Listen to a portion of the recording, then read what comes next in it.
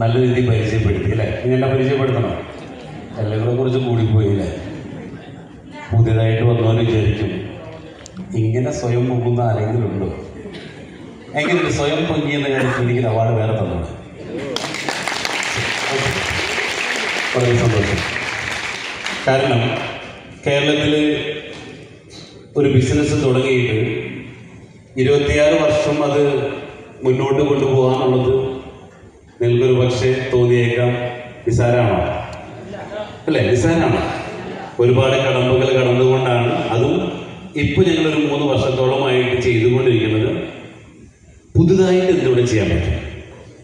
അങ്ങനെ പുതിയ ഇന്നോവേറ്റീവ് ആയിട്ടുള്ള പ്രൊജക്റ്റുകളാണ് ഇപ്പോൾ ഞങ്ങൾ ചെയ്തുകൊണ്ടിരിക്കുന്നത്. കാരണം ഇതിലൂടെ ഒരുപാട് പേരെ രക്ഷപ്പെടുത്താൻ പറ്റുമെന്ന ആ റിയാലിറ്റി മനസ്സിലായപ്പോഴാണ് ഞങ്ങൾ കുറച്ച് റിസ്ക് എടുത്തിട്ടായാലും ശരി ഇന്നോവേഷൻ എന്ന് പറയുന്ന കാര്യത്തിൽ ഞങ്ങൾ മുറുകെ പിടിച്ചു നിൽക്കുന്നത്.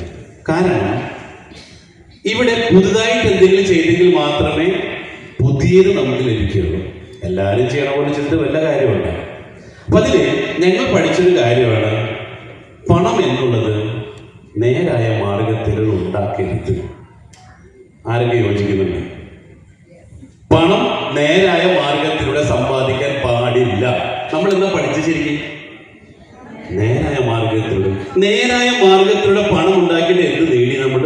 ദാറ്റ് മീൻസ് ജോലിക്ക് പോയിട്ട് അല്ലെ? നമ്മളൊരു ജോലിക്ക് പോയിട്ട് എന്ത് നേടി ചോദിച്ചാൽ എന്തുണ്ട്?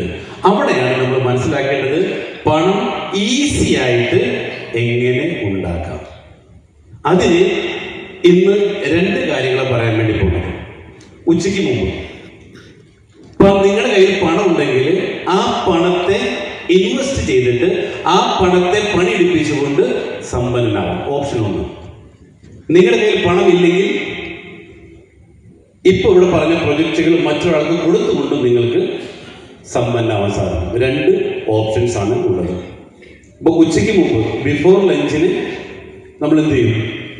ഉച്ചയ്ക്ക് മുമ്പ് പറയാൻ വേണ്ടി പോണത് പണം കയ്യിലുള്ളവർക്കുള്ളതാണ്. ഉച്ചയ്ക്ക് ശേഷം പണം ഇല്ലാത്തവർ. അപ്പൊ 2 വേണ്ടേ അല്ലെ? അപ്പൊ ആ 2 പ്രൊജക്റ്റുകളും ഇന്നിവിടെ പറയുമ്പോൾ ഇന്ന് ഒരുപാട് കുടുംബങ്ങളെയാണ് ഞങ്ങള് വലിയ രീതിയിലുള്ള മാറ്റത്തിലേക്ക് വിധേയമായിക്കൊണ്ട്. ഇപ്പൊ ഇവിടെ മാസ്റ്റർ സെറിമണി ചെയ്ത 2 പേരെ നിങ്ങൾ കണ്ടിട്ടുണ്ടാവും. ഒന്ന് ലിൻഡു മറിയ ജോസഫും മറ്റൊന്ന് ജെയ്സ് വെല്ലീഷും.